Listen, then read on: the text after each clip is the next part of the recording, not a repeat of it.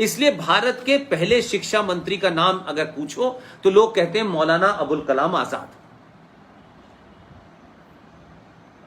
लेकिन मैं कहता हूं कि मौलाना अबुल कलाम आजाद का नाम अगर आप जानना चाहते हैं तो भाई ये तो पता करो कि मौलाना आजाद का असली नाम क्या था और मौलाना आजाद कहां पैदा हुए थे, कहां से आए थे, उनके बचपन में नाम क्या था, जवानी में नाम क्या था। यह मौलाना अबुल कलाम आजाद की लिखी हुई किताब है। यह किताब कब मिलेगी, क्योंकि यह बड़ी मुश्किल से छपी थी और यह भारत के पहले शिक्षा मंत्री थे 1947 से लेकर के 1958 तक।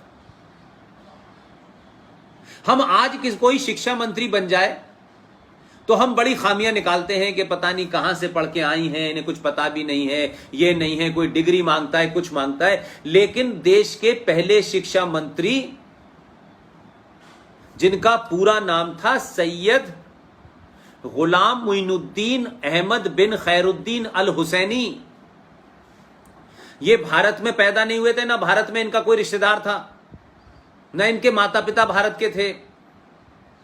इनके पिता मक्का के में रहने वाले थे, इनकी मां मदीने की रहने वाली थी और इन साहब का जन्म मक्का में हुआ था 1888 में। ये भारत आ गए 1902 में। पूरी दुनिया की सारी किताबें खंगाल दी, मुझे यह पता नहीं चला आज तक कि ये भारत के पहले शिक्षा मंत्री ऐसा होना चाहिए कम से कम पढ़ा लिखा हो, कुछ ज्ञान हो। आज तो हम छोटी छोटी बातों पे लोगों से पूछते हैं, लेकिन उस वक्त तो बड़े बड़े ज्ञानी मौजूद थे। लेकिन ये शिक्षा मंत्री न कभी स्कूल गया, न कॉलेज गया, न विश्वविद्यालय गया, ये मदरसे में पढ़े हुए हैं और मदरसे से निकल के मदरसा साहब ये शिक्षा मंत्री बने और 47 से 58 तक रहे। और इतने झूठे थे, ये इतने डरपोक थे कि अपने रहते रहते जो किताब इन्होंने लिखी है इंडिया विंस फ्रीडम, इस किताब को 1958 से पहले लिखा और उस वक्त की जो सच्चाइयां थी और इनके जो मक्कारी के मंसूबे थे, जो साजिशें थी इस आदमी की, उसके बारे में लिखने की हिम्मत अपने जीते जी नहीं हुई। क्योंकि अगर ये लिख देते तो इनकी पोल खुल जाती, तो फिर ये शिक्षा मंत्री नहीं रहते और इनका हिडन एजेंडा पता चल जाता। तो अपने लिखने से मरने से पहले इन्होंने 30 पन्ने अलग से लिखे और कहा कि जब मेरी मृत्यु हो जाए उसके 30-35 साल के बाद इस 30 पन्नों को मेरी किताब में जोड़ देना। वो 30 पन्ने समेत ये किताब मिल गई है मुझे। जो शिक्षा मंत्री अपने जीते जी सच न बोल पाया हो, जिसका भारत की संस्कृति से कोई लेना देना ना हो, भारत के फ्रीडम मूवमेंट से उसका कोई मतलब ही ना हो, उसके बाप का दादा का, वो यहां आए शामिल हो गए। मक्का में रहने वाला आदमी कलकत्ता चला गया, जबकि कलकत्ता से कोई कल्चर का मामला नहीं था। और किसी ने पूछा, और ये उस दौर में शिक्षा मंत्री बने जब हमारे देश में उस वक्त, आज 1 तारीख है, सारे देश में 5 सितंबर टीचर्स डे मनाया जाता है। ये टीचर्स डे क्यों मनाते हैं? उस वक्त के विद्वान महान शिक्षाविद डॉक्टर राधा कृष्णन का जन्मदिन होता है। उसे भारत में टीचर्स डे के नाम से याद किया जाता है। वो उस वक्त मौजूद थे, लेकिन वो शिक्षा मंत्री नहीं बने। शिक्षा मंत्री मक्का में पैदा होने वाला यह शख्स बना।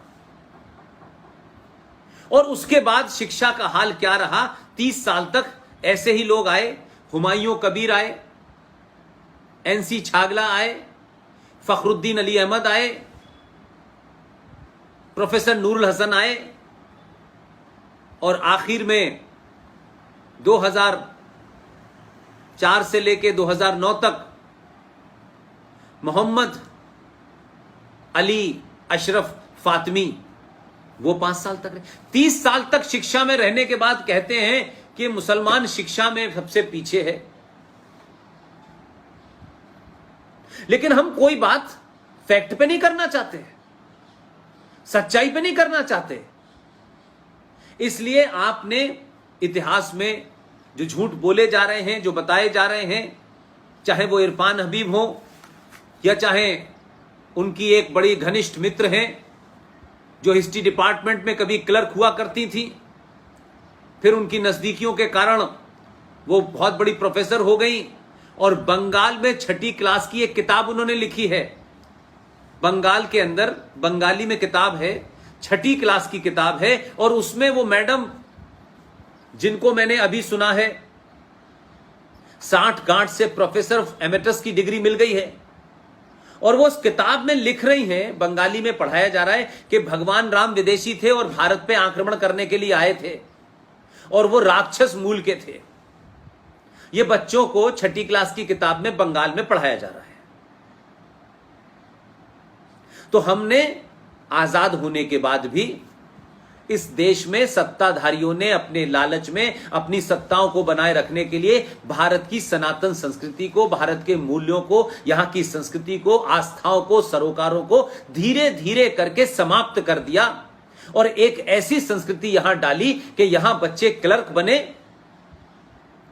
यहां सिर्फ मालिक की जू हजूरी करें, उनमें ज्ञान नाम की कोई चीज ना हो, वो सिर्फ मार्कशीट के मोहताज बन के रह जाएं।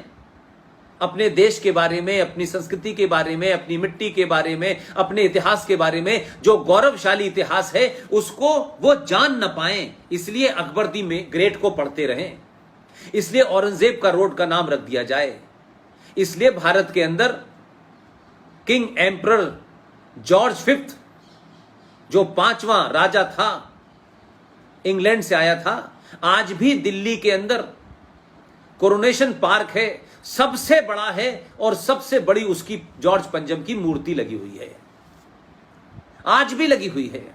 आज भी अंग्रेजों के नाम से बहुत सड़कें हैं, आज भी मुगलों के नाम से बहुत सारी सड़कें हैं।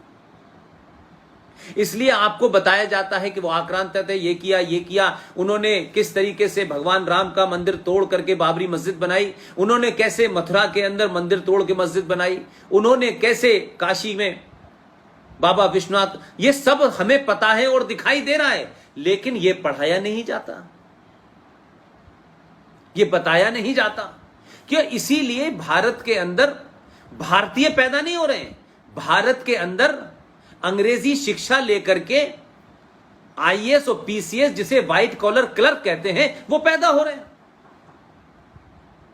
न उनका भारत की संस्कृति से कोई इंटरेस्ट है, न सरोकारों से कोई इंटरेस्ट है, उनको सत्ता की जी हजूरी करनी है। इसलिए जब सत्ताएं बदलती हैं तो फर्क कैसे पड़ता है। मैंने बंगाल की आपको उदाहरण दिया, मैं आपको एक महाराष्ट्र का उदाहरण देना चाहता हूं।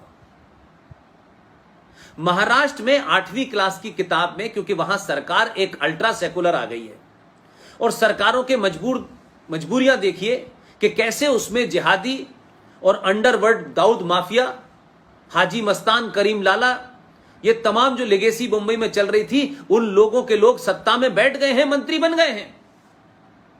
उन्होंने मराठी में किताब आई है जनरल नॉलेज की, जो बच्चों को 8वीं क्लास में पढ़ाई जा रही है। शारदा ठाकुर, ये आप जैसे बच्चों का ज्यादा जरूरी काम है, क्योंकि आपने और बच्चों के मुकाबले एक तेजी से देश को अवेयर करने की ये जो मुहिम है उसमें लीड ली हुई है। आपको उनका नेतृत्व करना है, आपको उन्हें अपनी लीडरशिप प्रदान करनी है। और ये जो बातें मैं बता रहा हूं, ये इसलिए कि इस पे चर्चा आपके लेवल पे होनी चाहिए। मराठी में जो किताब पढ़ाई जा रही है 8वीं क्लास की, उसमें लिखा हुआ है सरदार भगत सिंह, सुखदेव और राजगुरु। ये 3 नाम हम पिछले 40-50 साल से रोज गिन रहे हैं। युवा थे, 24-24, 23-23 साल की इनकी उम्रें थी, और ये तीनों को एक साथ फांसी पे चढ़ा दिया गया। लेकिन सत्ता में कितने जहरीले, कितने खतरनाक लोग अलग अलग जगह बैठे हुए हैं कि उन्होंने बिना चुपचाप से बताए 8वीं क्लास की किताब में लिखा है सरदार शहीद भगत सिंह, राजगुरु और सुखदेव का नाम हटा करके वहां कुर्बान हुसैन का नाम आ गया है।